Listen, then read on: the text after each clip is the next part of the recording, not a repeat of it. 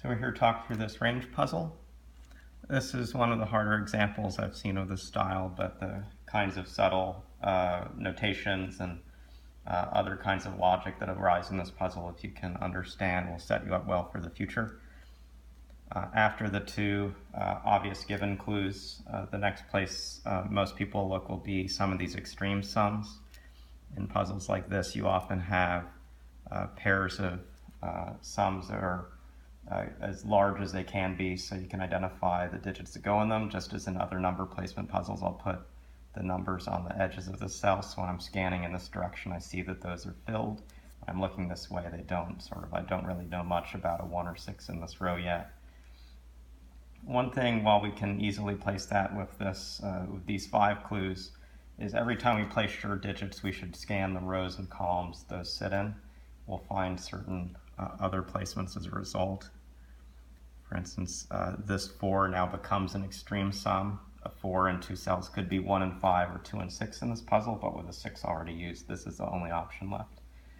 And if we just follow up in this column, we may not be tempted to write 2, 3, 4, 2, 3, 4, 2, 3, 4 in these cells. I guess I'll write it in this cell. The very obvious and interesting large sum is this one. A 5 still needs a 1 and 6 in some cells, but if it's not in this middle cell, it's going to be in these two. And so this will actually be very critical later in the puzzle, as we'll eliminate options for other cells there. We can do much more with this second column as well, and that comes from recognizing when you have a clue that's it uses n cells and has n minus 1 as its range, in this case 2 from 3 cells. That has to be a set of consecutive digits entirely. So we need 3 consecutive digits whose maximum difference is 2. If 4 is splitting the set from 1 to 6, this has to be 1 to 3, leaving 5 and 6 as the other group. So we can actually force that orientation now. If this is 5 and 6 in the top, and we've already placed a 6 to the right, that's also forced, and this is 2, 3, 2, 3. The other place that this observation about a 3-cell group with a range of 2, it really comes up in the center column. You'll see we have 2 such groups. What that means is that we really are dividing the sets. I guess I should use brackets here. We're dividing the sets 1 to 3 and 4 to 6. And let's say the digit 4 were here, that means the other digits would be 5 and 6. If the digit 4 were here, the other digits in that space would be 5 and 6. But that's sort of what we have to be thinking about.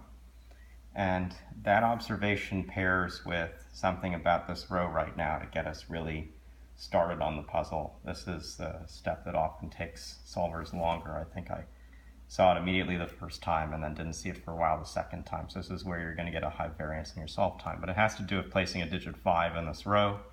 If you've marked the 1, 6 cells to block off the digit 5, you can't have a 5 in any of these cells. Can't have a 5 here. So you do have a 5 here. That makes the digit that's in this cell a 4, 5, or 6. So this top group is 4, 5, 6. The 5, 6 is eliminated there. So this is the look of those for now. This bottom set is 1, 2, 3. The most constrained place right now is probably this 3 clue. It can be a 2 or a 3 because the 1's already eliminated. If it's a 3, this cell would want to become a 6, but a 6 is already present. So this is forced to be a 2, which makes the other digit in its range of 5. That actually forces nicely these digits up top. This one that's 1 away from a 5 can't be a 6, so it's going to be a 4. Have a 2, 3 over there. We now need to place a 1 and 3 in this space. A 3 doesn't have a digit that's 4 away, at least within a puzzle that only goes from 1 to 6. So this is a 1, that's a 3. This is the digit 5. Having placed these now sets us up pretty nicely for this 4 clue. A 4 clue, again, is going to need 1 and 5 as its extreme elements, or 2 and 6 as its extreme elements. 1 and 5 have been used by this 4 clue. So this digit, this range needs a 6 within it. The only space that 6 can sit is right here. Having placed that, we now have limited in this column this range it's 4 away. It could have been 1 and 5 or 2 and 6. The 6 is placed, so this is now 1 and 5. We should come back to the top, I guess. This is something we could have done a little sooner. We've cleared the 2 largest digits from these top rows. 5 and 6 can't be used in this range. That means that this range is going to be 1 with 4. The 4 is already placed there, so we can get this order of those numbers. This column, having just placed these 2 4s, gives us just one option for this 4. And now we get to the last tricky step of this puzzle. And this is something we might have even chosen to notate earlier in the grid, like when we wrote this 1 and 5, we could have sort of ignored the rest of the puzzle and said, if this is a 1, this digit is a 4, if this is a 5, that digit's a 2, and at least specify the only 2 options here. And often in range puzzles, when you have some information about a cell, you should place the information you know about any connected cell if you have something like a range clue. What happens now is that because we've placed a 4 here, which eliminates one of those options, we get a kind of last domino effect that sets the rest of the digits. These are all just forced by canceling other numbers in this bottom group. 3, 5 has to be this way because of the limits of that sum. Makes this a 2, 3, 2. This is a 1. This is a 3. Having placed this 1, and place this 6. As so, this is a 2 and a 4. The 2 here forces that order. That now forces over here.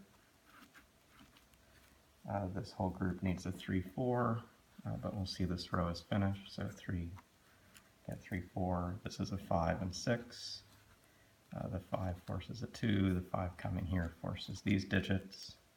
Again, this is just writing the last placements in a forced group, but that's after breaking through in these sort of starting spots. I think the 5 up here and the use of the middle column was the hardest step, and then getting this digit 4 to force the bottom as the second hard step. But a lot of interesting things in this range puzzle. I think it was a very fun week of this style, which is less common, but I think was really masterfully constructed by Serkan. Hope you learned something from this talk through, and we'll see you again soon.